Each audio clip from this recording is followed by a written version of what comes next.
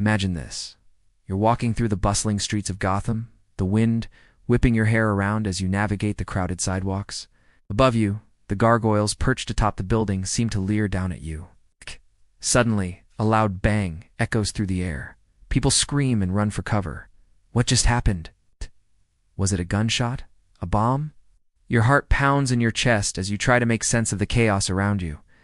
Then you see him. The Joker standing there amidst the commotion, a wide grin on his face and a twinkle in his eye. He seems pleased, almost amused by the havoc he's just caused. This is Gotham and anything can happen. But one thing's for sure, the Joker has struck again, and this time he's brought an entire city to its knees.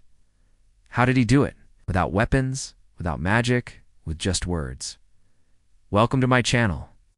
Today let's explore how Joker brainwashed an entire city with words. Arthur Fleck was a man wrestling with inner demons. His life was a jumble of odd jobs, failed relationships, and unfulfilled dreams. He was a nobody in a city that seemed determined to keep him that way. But within the depths of Arthur's tormented soul, something wicked was stirring, something dark and dangerous that yearned to be unleashed. Arthur felt like a nobody, a pawn in a game controlled by forces beyond his understanding. He saw the rich and powerful laughing at him from their ivory towers, their careless mirth echoing through the streets like a cruel joke. He seethed with resentment, longing to turn their laughter into screams. One day, amidst the city's trash, Arthur stumbled upon a battered copy of The Killing Joke. As he turned the yellowed pages, he found himself drawn to the Joker's story, a tale of tragedy, madness, and revenge. In the comic, he saw a reflection of his own pain and anger, and a mirror to his burgeoning darkness. He realized that they were two sides of the same coin, separated by a razor-thin line. Arthur decided he needed a change. He discarded his old wardrobe and bought a new suit and makeup kit. He studied the Joker's persona, learning his mannerisms and speech patterns until they became second nature. He even practiced his laugh, a chilling sound that would send shivers down people's spines. With each passing day, Arthur became more and more like the Joker, embracing the comic book character as his own. On Halloween night, Gotham erupted in festivities. People dressed as their favorite superheroes and villains roamed the streets, their laughter mingling with the crisp autumn air. Arthur, now fully transformed into the Joker, joined the revelry, but his intentions were far from festive. He had plans to sow chaos and paint the town red, or rather green, like the Joker. He began his reign of terror at the Ace Chemicals plant, a place synonymous with toxins and tragedy. Here he unleashed a concoction of chemicals, turning people against one another. As the night wore on, the Joker's influence spread like a virus, infecting the hearts and minds of Gotham's citizens. He orchestrated a series of events that turned neighbor against neighbor, friend against friend, leaving the city on the brink of anarchy. The Joker watched with amusement as his plan unfolded, reveling in the destruction he had wrought. For him, it wasn't just about causing harm. It was about shattering the illusion of order, exposing the fragility of society. The next morning, Gotham awoke to a nightmare. The streets were littered with debris, and the air heavy with tension. People looked at each other with suspicion, wondering who among them had been infected by the Joker's madness. It was as if the city had been turned upside down, its foundation shaken to the core. As the sun climbed higher in the sky, casting long shadows over the city, the Joker's plan reached its crescendo. He had infiltrated Gotham's power structure, turning the very symbols of authority against the people they were meant to protect. In a shocking turn of events, the Joker revealed his true colors to the world, exposing the darkness that had been simmering beneath the surface of Gotham's elite. The city's pillars of society were shown to be as corrupt and flawed as the rest, leaving the population stunned and betrayed. The Joker then proceeded to brainwash the citizens of Gotham, turning them against one another. He capitalized on their fears and prejudices, fanning the flames of discontent until the city became a powder keg, ready to explode. He used social media and mass communication to spread his message of hate and discord, manipulating people into believing that their neighbors were the enemy. He exploited every crack in Gotham's social fabric, every division and difference until the city was consumed by chaos. The Joker's charisma and twisted logic made him a captivating leader of this new movement. Drawing in followers who were desperate for a sense of belonging and purpose, in a world that seemed to have lost its way. As Gotham descended into turmoil, the Joker stood back and watched with a mixture of amusement and satisfaction.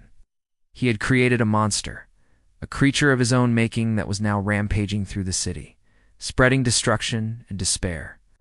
He reveled in the chaos, enjoying the feeling of being in control of the very fabric of the city's existence. For the Joker, it wasn't enough to merely cause harm. He wanted to break down the barriers between good and evil, to blur the lines so that everyone was forced to confront the darkness within themselves.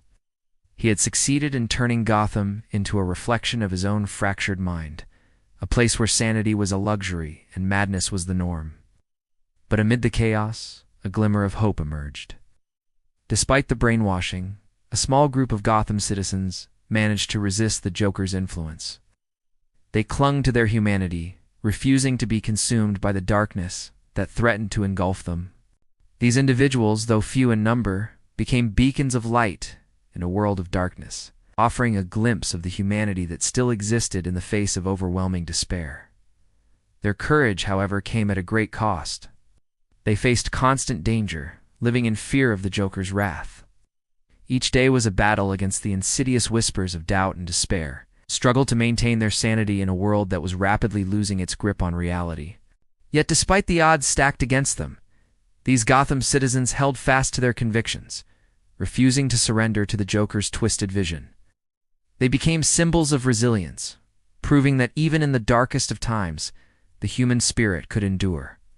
One evening, the Joker decided it was time for a grand finale. He gathered his followers in Gotham Square, their faces illuminated by the eerie glow of gas masks. He addressed them, his voice echoing with madness, outlining his plans to eradicate all traces of hope from Gotham. He spoke of a world where misery and despair were the norm, where laughter was a distant memory, and pain was the only truth. The Joker's words hung in the air like a death knell, striking fear into the hearts of those who opposed him. As his followers prepared to carry out his gruesome plans, the resistance regrouped in secret. They devised a strategy, a desperate attempt to break through the Joker's web of deception and bring Gotham back from the brink. Armed with nothing but their determination and the fading embers of hope, they ventured into the square. The ensuing confrontation was nothing short of epic. The Joker's followers, fueled by their misguided beliefs, attacked relentlessly. But the resistance stood firm, their courage shining through the darkness. In the midst of the chaos, the Joker taunted his opponents, relishing in the intensity of the moment.